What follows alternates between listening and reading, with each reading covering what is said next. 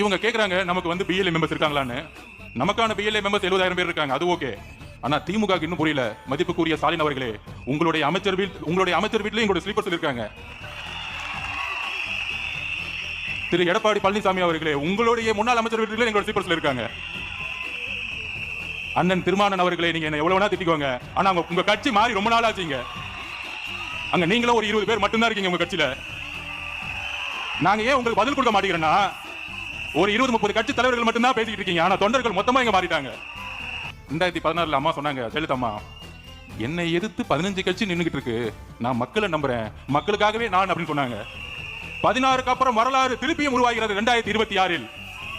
நம்மளை எதிர்த்து கிட்டத்தட்ட 24 கட்சி. அண்ணன் எப்படி சமாளிக்கிறீங்க அப்படின்னு பக்கத்துல இருந்து கேட்கலான்னு பார்த்தேன். அதுதான் நம்பிக்கை, மக்கள் அவர் மீது வைத்த நம்பிக்கை.